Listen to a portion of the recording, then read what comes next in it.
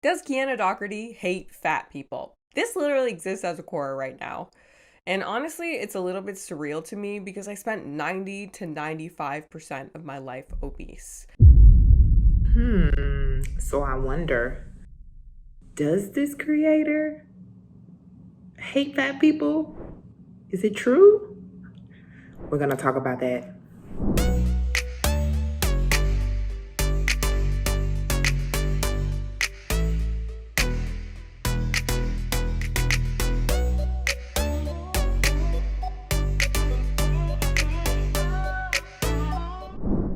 Hi guys, so welcome to my channel. If you are new, welcome back to my channel. If you've been around here a while, I am Kendra. This is Kendra Creates. This is my space for everything weight loss, health, fitness. I'm taking you on my weight loss journey, and also hopefully you'll learn a little bit about me along the way. So we are going to watch a video by a creator by the name of Kiana Docherty.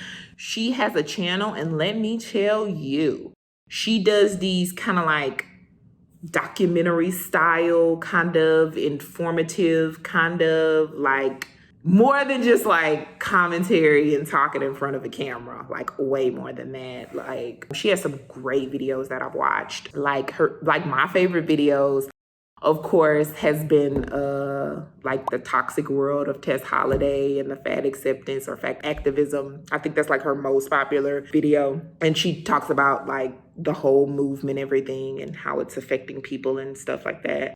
And then I love one video she did about, oh my goodness, there was like a fake holistic doctor. Oh my goodness, y'all have to watch the episode. It's so wild. And there was also one she did about like the founder or CEO or whatever of Abercrombie and Fitch, like, and how they were talking about like fat people wearing their clothes. Like, oh my God, it was so wild.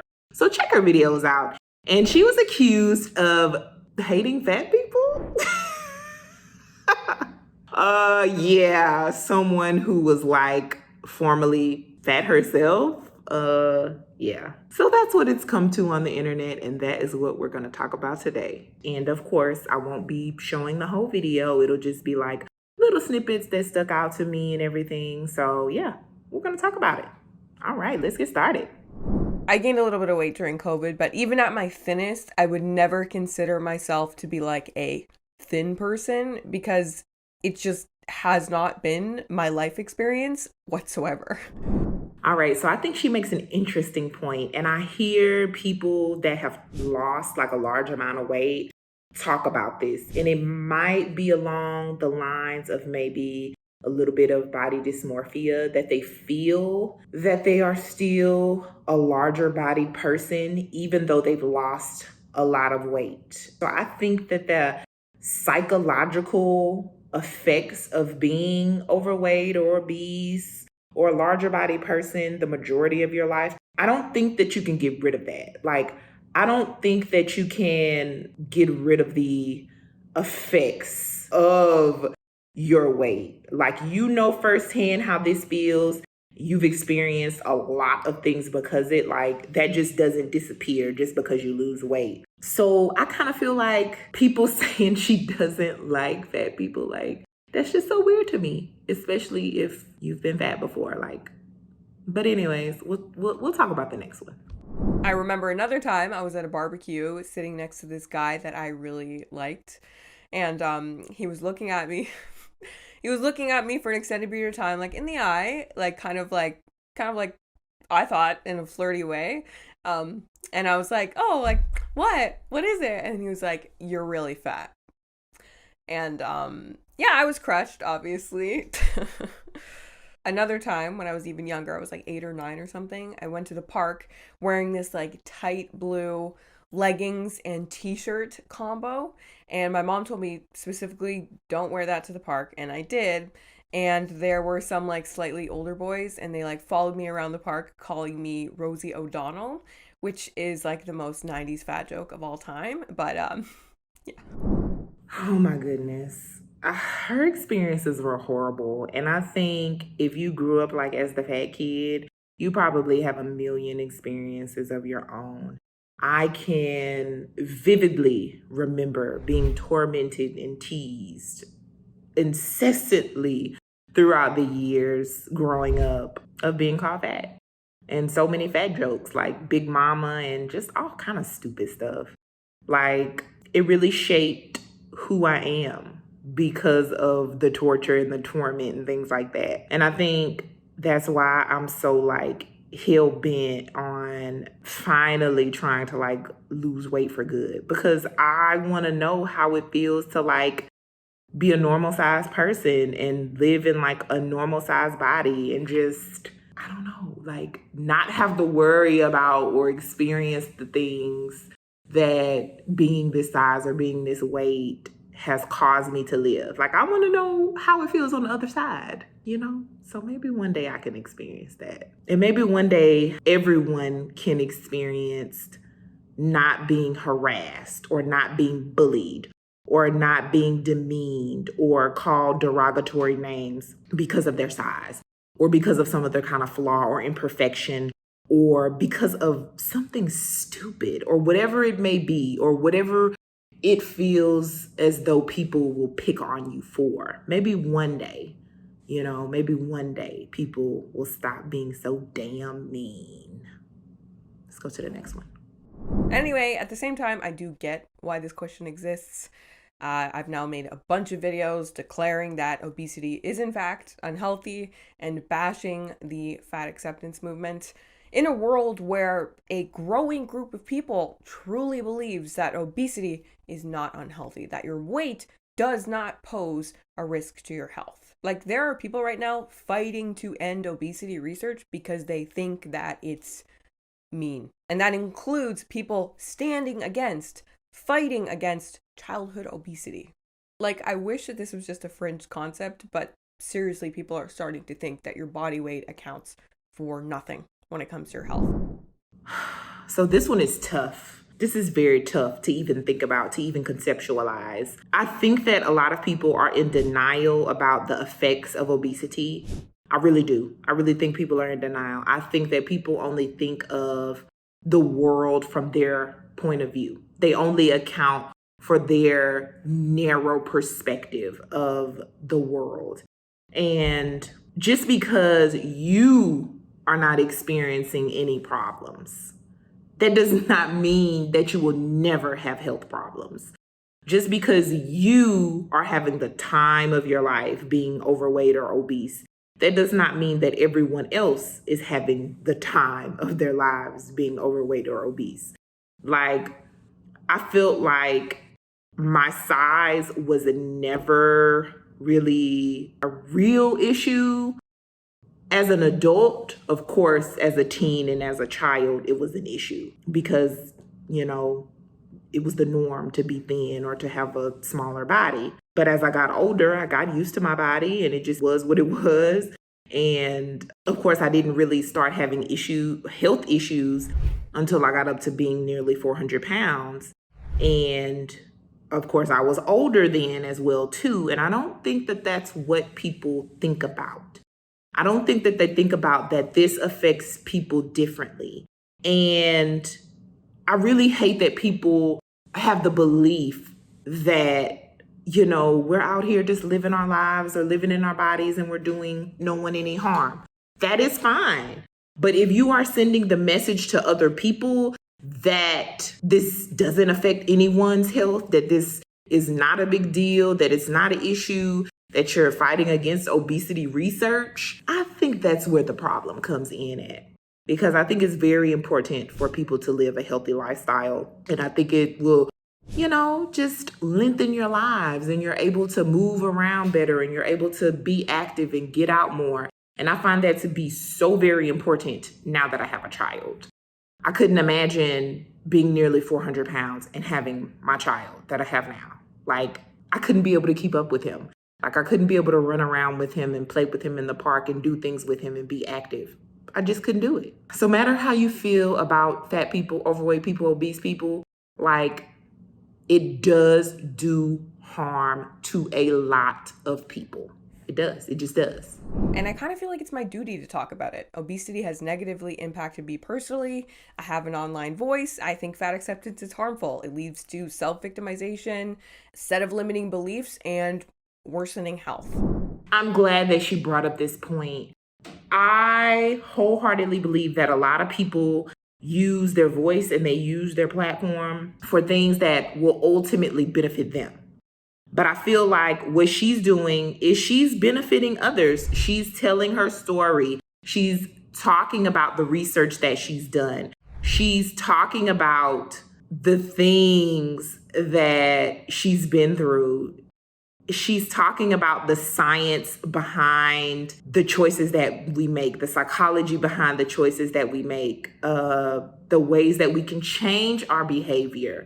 And I think that's very commendable. And then also she talked about these limiting beliefs. And I think a lot of overweight, obese people, we suffer from these limiting beliefs. We feel like everything is out of our control. You know, it's up to the socioeconomic factors. It's up to our genetics.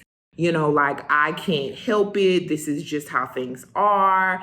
And when we're thinking about our goals and what we want to accomplish and what we want to achieve, I think that sometimes those limiting beliefs spill over into other areas and parts of our lives. And I think it's very important for us to change our mindsets because, I mean, good God, like, we can't do anything in that negative space having that mindset of we don't really have control over us and our actions and things like that.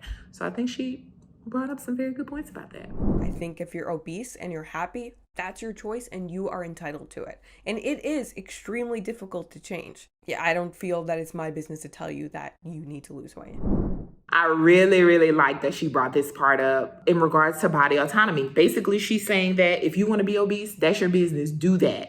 Like, she doesn't care, you know, if that's what you want to do. And she's not going to tell you, hey, you need to lose weight. That's not what she's saying at all. But what she is doing is she's informing the public of the science behind health and weight loss, the psychology behind the weight loss and health matters and things like that, and why it's beneficial to live a healthy lifestyle, to be a healthy weight and things like that. So I think that was a great point that she brought up in stating that, like, she doesn't care. You do what you want to do, but I'm just telling you, giving you the facts. And I don't think that people are very receptive to those facts because they think that she has to have like some hidden agenda by the things that she's saying. For me, it's like really like, I just want to choose. You know what I mean? Like if I'm going to eat something, I want it to be because I wanted to eat that thing and not because I have a bad habit of eating everything that's in sight. That's how I feel. Freedom is another huge component of it for me. I don't want to be a slave to food. I don't want anything to have that kind of power over me, especially not fucking food. I have sat there in my life and stared at pizza and thought to myself, fuck, you know, everything. How much have I given up for this? You know, how much have I given up for this?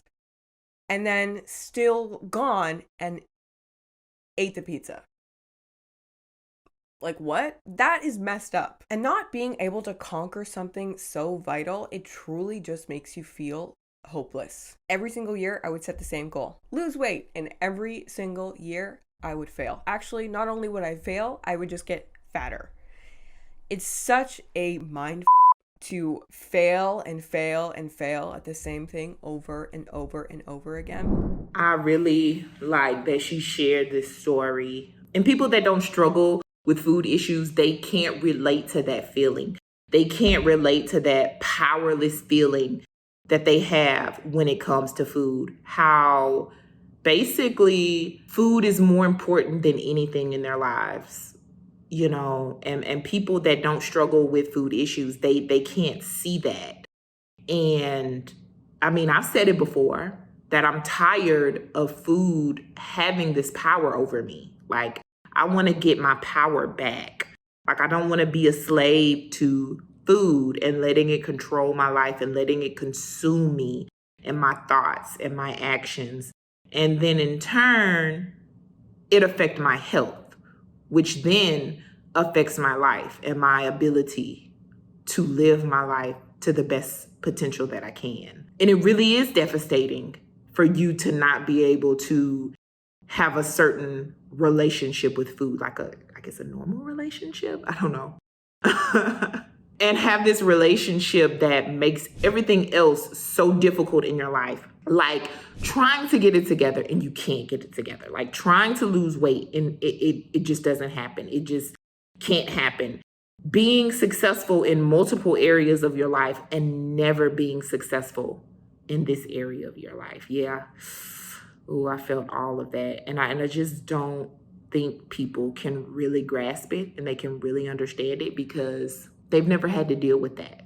You know, they've never had to deal with that. And so they think it's just as simple as, oh, just put your plate down. Just put the fork down. Just stop eating. Just stop eating the junk. Just, start going to the gym and you'll just lose all the weight and you'll be fantastic. Only if it really were that easy. Oh God, let's get to the next clip. But I will never stop talking about obesity or bashing fat acceptance. As long as there are people saying that obesity is perfectly fine, I will continue to say, and I don't care what people think when I say that fat acceptance, Tess Holliday, and the rest of it is toxic, because it is. I really would have nothing to say if this movement was just about fat people accepting themselves. And of course, there is a kernel of it that is good and helpful, but it's all totally decimated by all of the ridiculous anti-science nonsense that is spread throughout their movement. I really like the fact that she is unapologetically herself. Like, she does not care what anyone thinks, or she does not care about all the criticisms that comes her way from her content. She's going to continue to talk about what she wants to talk about, and she's going to continue to do it no matter what anyone says, because she feels like it's very important and she wants to get her point across. And I totally feel that. She's not going to fold from pressure, and she's going to continue to talk about how some of these things that are being spread on the internet are damaging. And I felt that. I felt that so much. And not only that, she even talked about the goodness of this movement. Like, I really do wish that those good parts were around with me growing up. Like, I feel like if more kids, teens, even grown people, they're exposed to messages that are, my body is just my body, it's my vessel, this is what it is. Like, you don't have to be super skinny. Like, I can walk into a clothing store and I can actually buy clothes. Like, if it was more of those messages while I was growing up, like, it would have saved me a lot of heartache and headache and pain, I believe. So she does acknowledge the good of the fat acceptance movement, or whatever you want to call it. But she's gonna do what she wants to do. Okay? I felt that. All right, the next clip.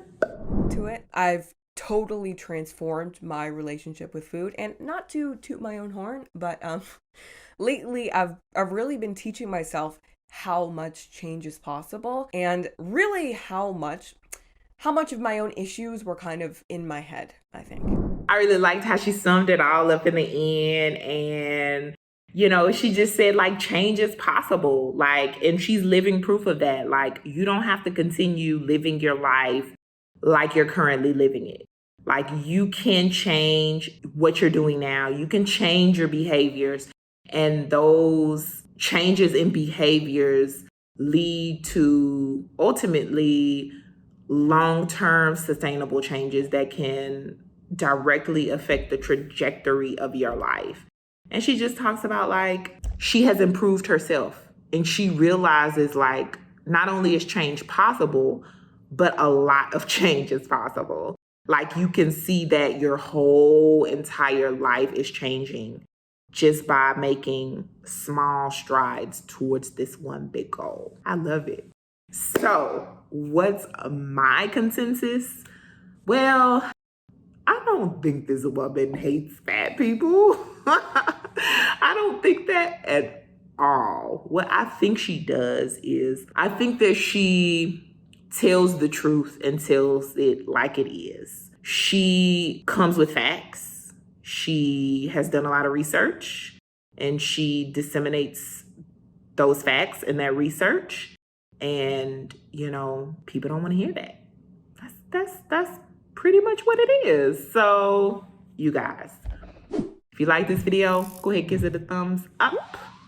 And of course, comment below. Let's talk about it. Let's talk about whatever you want to talk about. Have you been around this fat acceptance, fat positive movement, health at every size, or whatever you want to call it? Do you know anything about it? Have you read about it? Let's talk about it. And of course, don't forget to subscribe to my channel. And thank you so much. Make sure that you be kind in a world full of hate, and I will see you guys on the next time.